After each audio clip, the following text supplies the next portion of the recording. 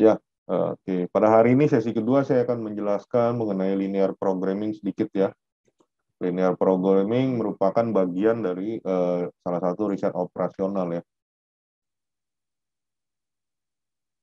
Ini pointer, oke.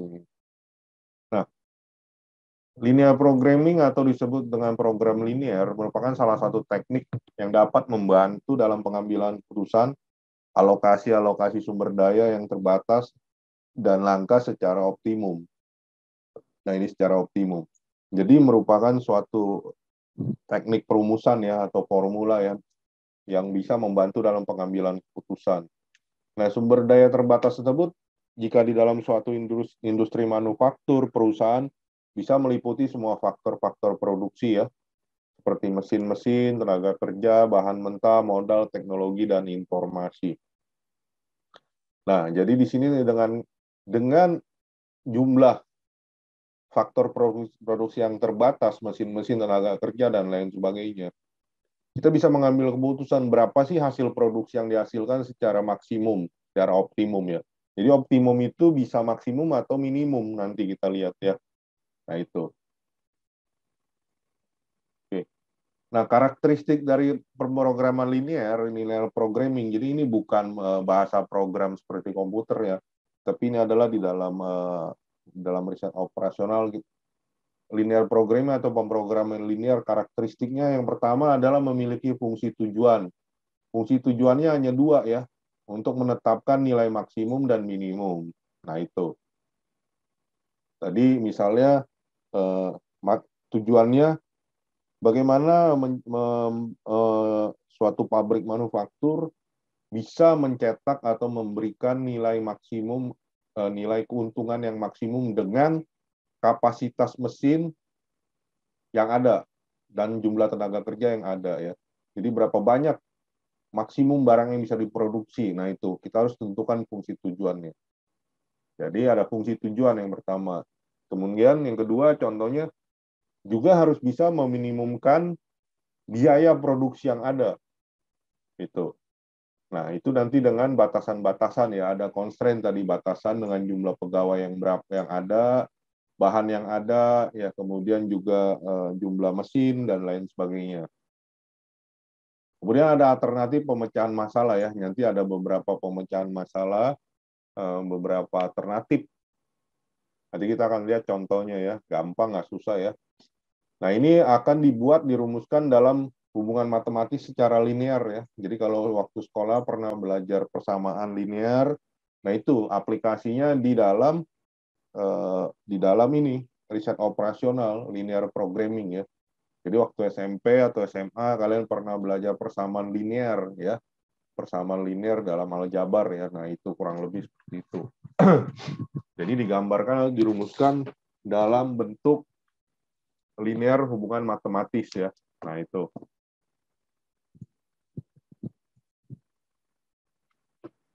Nah, tadi karakteristiknya sama ya.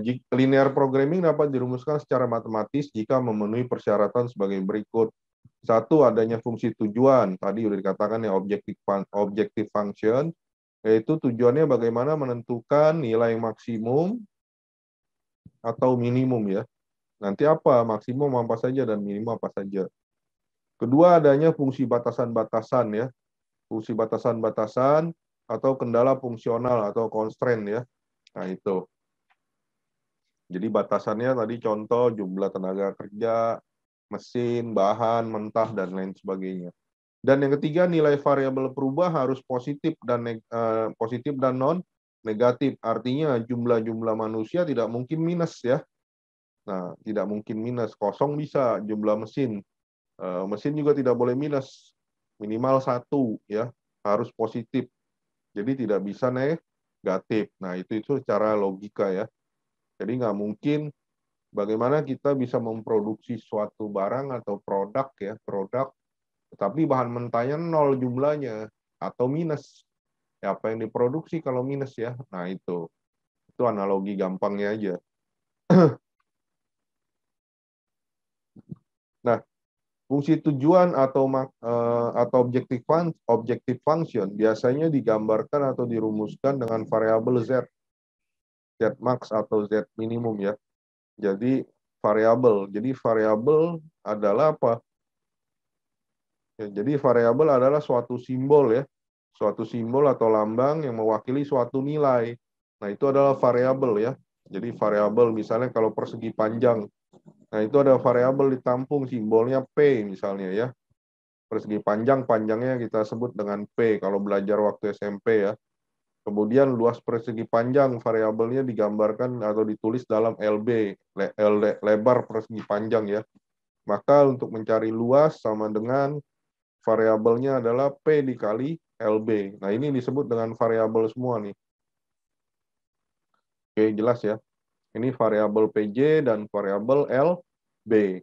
Seperti itu. Ini kalau di SMP, SD sudah pernah belajar ya, namanya persegi panjang. Luas sama dengan panjang dikali lebar. Nah, itu. Jelas ya. Nah, tadi yang nilai perubah itu adalah yang PJ. Ya, PJ ini tidak boleh minus. Tidak boleh minus atau di bawah 0. Ya, sama ya ini. Tidak boleh di bawah 0. Paham ya? Tidak boleh. Nah, ini. Tidak boleh di bawah 0 ya berarti minus ya. Tidak bisa. Nah, tentukan fungsi Z atau max atau minimum ya. Ini adalah sigma jumlahnya ya. Jumlahnya. Minimal adalah 1 tadi ya. Kemudian C ini adalah constraint-nya, yang X ini adalah nilai perubahannya. Ini batasannya ya. Batasannya ini adalah X-nya gitu. Nanti kita lihat contoh aplikasinya ya. Apa itu C dan X. Nah, ini batasan constraint kita yang tentukan, nanti formulanya seperti ini ya. Jadi A11, X1 dan seterusnya ya. Kalian nggak usah pusing lihat ini, kelihatannya susah Pak. Nggak usah pusing ya, ini adalah format umum baku standar. Jadi kalau kita sudah buat formulanya, maka bentuknya akan seperti ini nanti. Syarat non-negatif nih tadi, yang variabel perubah ini tidak boleh kosong, jelas ya. Tidak boleh non-negatif, tidak boleh lebih kecil dari 0 ya. Nah itu. Nah ini adalah format dalam tabel data ya. Jadi biasanya ada tabel data dalam format yang sudah baku juga bisa digunakan. Yang sebelah kiri adalah sumber dan kegiatan ya. Di sini pemakaian, unit kegiatan, dan ini kapasitas sumbernya. Ini adalah formatnya yang gampang. Nah, ini keterangan rumus. Contoh, N adalah jumlah barang, macam barang yang akan diproduksi sebanyak X1 dan X2 sampai Xn ya. Xj variabel perubah keputusan, pengambilan keputusan, dan kegiatan yang dicari. Makanya, misalnya banyaknya produksi barang yang ke J, dan seterusnya ya. Cj adalah parameter yang kriteria optimasi atau koefisien variabel pengambilan keputusan dalam fungsi tujuan, misalnya harga persatuan barang berapa, ya, dan seterusnya. Nah, ini kalian baca saja artinya semua. Nanti kita lihat aplikasinya ya. Asumsi standar LP di sini bahwa naik turunnya nilai Z penggunaan sebuah fasilitas tersedia akan berubah secara sebanding proporsional dengan perubahan tingkat kegiatan. Ya, jadi nilai Z ini, nilai Z tadi yang ditentukan naik turunnya fluktuatif itu akan proporsional ya, sebanding ya, berbanding lurus dengan jumlah tingkat kegiatan. Semakin banyak ya kan nominal atau jumlah tingkat kegiatannya semakin tinggi ya. Nah, ini setiap pertambahan 1x1 akan menaikkan nilai Z dengan C1. Nah, ini adalah asumsinya proportionality. Dan yang kedua adalah additivity ya. Jadi bisa ditambahkan. Nah, ini kalian baca saja. Bisa divisibility, dibagi ya, divisibility. Output yang dihasilkan bisa berupa bilangan pecahan. Jadi tidak selalu bilangan bulat nanti output nilai Z maksimum ya. Yang berikutnya adalah deterministik atau certainly ya. Sebuah parameter yang terdapat dalam program linear dapat diperkirakan dengan pasti meskipun jarang dengan tepat. Dan yang terakhir adalah non-negatif. Nah, jadi kuantitas fisik adalah mustahil nih tadi yang saya bilang. Tidak mungkin kita menghasilkan satu angka negatif dari kursi, meja, lampu, atau komputer tadi ya, sumber daya ya. Nah, itu tidak mungkin. Istilahnya, bagaimana kita bisa melakukan memproduksi barang tertentu, tapi jumlah mesinnya negatif atau bahannya negatif, nggak ada itu. Jadi asumsinya tidak boleh negatif kalau di dalam LP atau linear programming. Nah, aturan kanonik. Jika program linear adalah maksimal, menentukan nilai maksimum atau maksimal tadi, maka semua fungsi kendalanya adalah lebih kecil atau sama dengan lebih kecil ya. Jadi lebih kecil sama dengan. Nah, ini kalian perhatikan kalau nilai maksimum.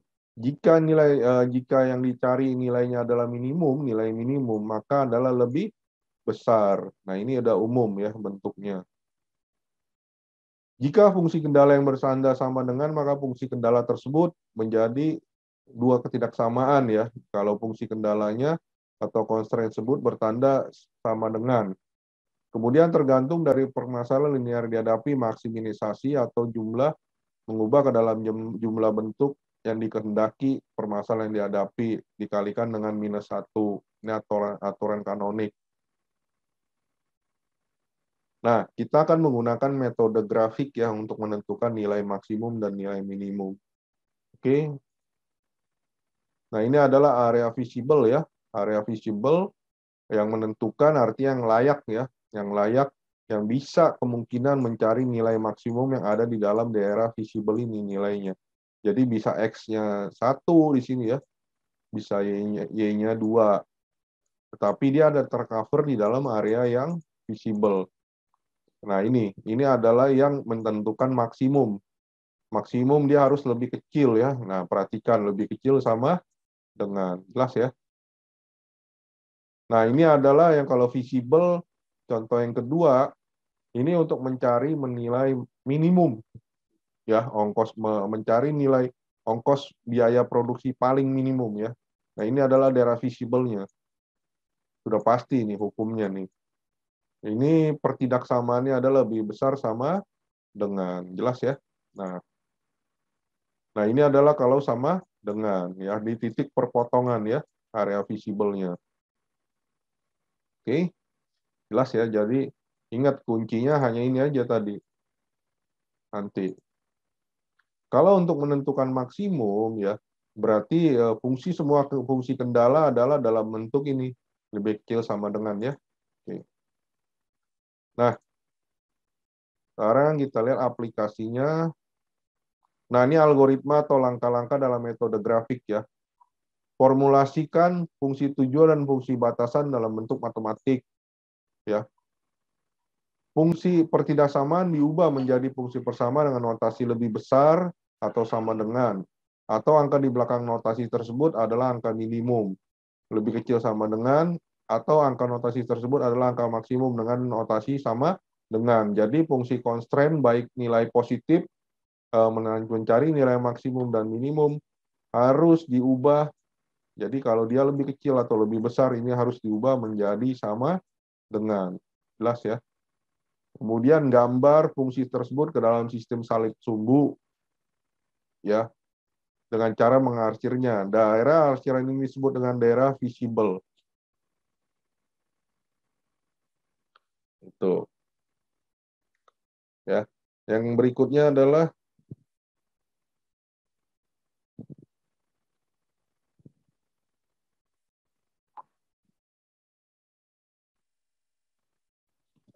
mencari kombinasi ya, kombinasi dalam menyelesaikan secara matematik persamaan fungsi batasan yang bertepatan dengan kedudukan optimal tersebut. Nah, contoh, CJ Furniture memproduksi dua jenis produk, ya meja dan kursi yang harus diproses melalui perakitan dan finishing. Proses perakitan memiliki 60 jam kerja, sedangkan proses finishing memiliki 48 jam kerja. Untuk menghasilkan satu meja dibutuhkan 4 jam perakitan. Oke, dan 2 jam finishing. Sedangkan satu kursi membutuhkan 2 jam perakitan ya dan 4 jam finishing. Laba untuk tiap meja adalah 8 dan kursi adalah 6. Sekarang kita harus menentukan kombinasi yang terbaik dari jumlah dan meja kursi yang harus diproduksi agar menghasilkan laba maksimal. Nah, ini berapa ya jumlah kursinya ya? Jumlah kursi ini bisa kita kasih variabel X dan Y ya. Berapa jumlah kursi jumlah meja ya dalam variabel X yang harus diproduksi ya supaya untungnya maksimal. Ya berarti menentukan nilai maksimum. Nah, ini tujuannya. Jelas ya? Nilai tujuan ini adalah kursi. Jadi kita tentukan dulu variabelnya. Paham ya? X adalah meja, dia adalah kursi. Nah, tentukan fungsi tujuan Z max tadi. Z max adalah ya berarti kita sudah tahu ya outputnya mencari nilai keuntungan ya, laba maksimal Z max dari jumlah meja dan kursi yang ada ya, yang diproduksi ya, batasannya X-nya berapa dan Y-nya berapa. Jadi berapa jumlah meja dan kursi ya jika ingin menghasilkan laba yang maksimum. Di sini berarti 8 ya, dan di sini 6. Jadi 8 ini 8 keuntungannya dan dikali jumlah meja yang diproduksi dengan kemampuan dengan kapasitas ya. Kapasitas di sini 4 jam perakitan waktunya ya, dan 2 jam finishing dan seterusnya. Berarti kita tentukan ini 8 ya, 8 labanya dikali berapa mejanya, berapa jumlah meja dan 6. Maka ini akan mendapatkan nilai maksimum. Nah, inilah yang kita sebut dengan fungsi tujuan. Jelas ya? Gampang. Nah, sekarang kita buat dulu tabelnya. Ya, dalam bentuk tabel seperti ini. Oke. Oke, jadi fungsi maksimum Z max ya. Oke. Nah, kita buat dalam tabel tadi. Jadi meja adalah X, jenis produk, buat tabelnya ya, jenis produk. Di sini adalah proses perakitan ya. Dan di sini adalah proses finishing. Dan ini adalah fungsi objektif atau nilai, mencari nilai Z max. Oke. Buat dalam bentuk tabel. Kemudian dalam kursi, jenis produk yang kedua adalah kursi dalam variabel Y. Kita kembali ke soal ya. Proses perakitan memiliki 60 jam kerja, maksimum 60 jam kerja perakitan. Berarti kalau kita lihat di sini maksimum 60 ya. Berarti lebih kecil sama dengan, tidak boleh lewat dari 60. Jadi harus menggunakan lebih kecil sama dengan, karena berhubungan dengan tadi yang saya katakan ini dengan nilai Z max. Ya, kalau Z min ini harus lebih besar dari 60. Ya. Kemudian di sini sedangkan proses finishing 48 jam kerja. Jelas ya, di sini adalah 48. Ya, tidak boleh lewat dari 48 jam untuk proses finishing. Oke. Nah, kita lihat kembali. Untuk menghasilkan satu meja dibutuhkan 4 jam dan 2 jam finishing. 4 jam perakitan dan 2 jam finishing. Oke, berarti ini 4. Ya, untuk satu meja membutuhkan 4. Tinggal masukkan angkanya 4, finishing 2 di sini. Paham ya? Oke. Kemudian di sini untuk satu kursi membutuhkan 2 jam perakitan dan 4 jam finishing. Berarti di sini 2 ya. 2 dan 4. Paham ya? Nah, tadi kita sudah tentukan ya Z max-nya adalah, maka kita ini saya ganti aja pakai Microsoft Word. Ini saya end show biar gampang ya. Sini bisa lihat ya semua ya. Oke,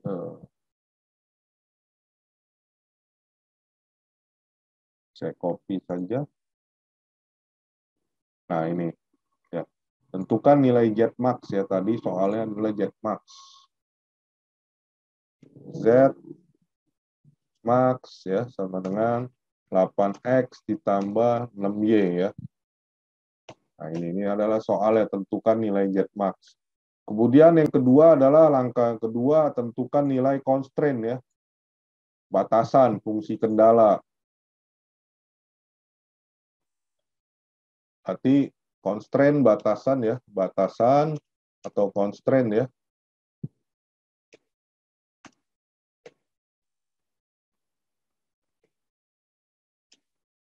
Constraints. Yang pertama adalah 4X ditambah 2Y. Harus lebih kecil ya, berarti di sini insert simbol lebih kecil daripada 60. Oke, yang kedua adalah 2X ditambah 4Y ya. Di sini harus sama lebih kecil ya. Lebih kecil dari 48. Jelas ya? Jadi gampang ya. Nah, ini baca ini. Ini saya besarkan tulisannya.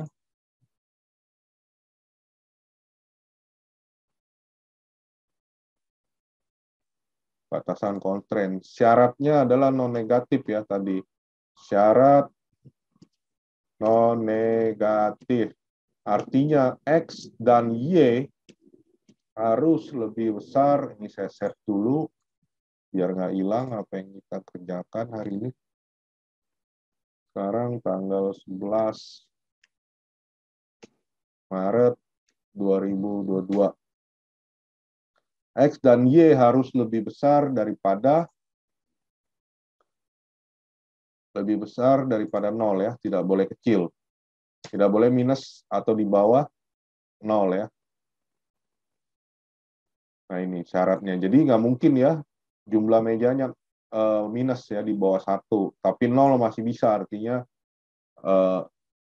mejanya tidak diproduksi hasilnya, outputnya ya. Nah itu. Hanya mesinnya saja, hanya kursinya saja yang diproduksi, makanya labanya maksimum. Oke, nah ini kita sudah formulasikan bentuk seperti ini langkah-langkahnya. Jadi yang pertama stepnya adalah buat tabelnya dulu, ya terjemahkan dari soalnya ke dalam bentuk tabel, tentukan fungsi tujuan, maksimum atau minimum ya. Yang kedua tentukan, yang ketiga ya tentukan batasan atau constraint. Yang keempat tulis syarat non negatif. Maka langkah yang berikutnya ubah batasan constraint ini menjadi persamaan. 4X ditambah 2Y sama dengan 60. Tadi begitu ya di dalam bentuk soal 2X tambah 4Y sama dengan 48. Jelas ya? Nah ini.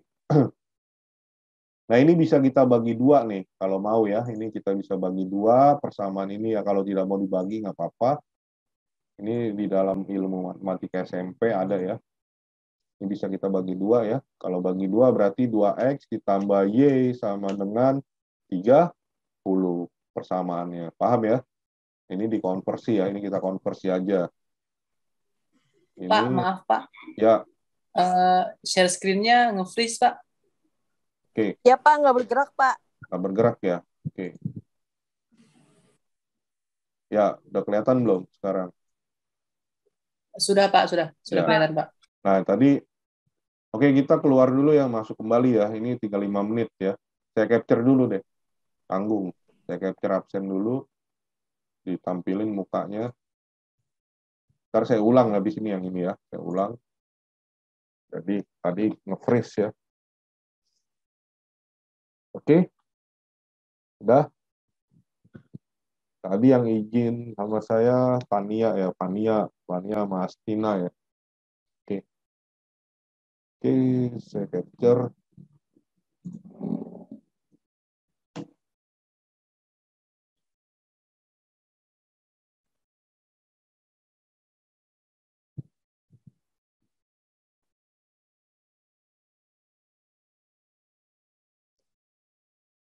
Oke, nah kita masuk ya kembali ke ID meeting yang sama ya. Waktunya sudah tinggal 4 menit, nanti putus.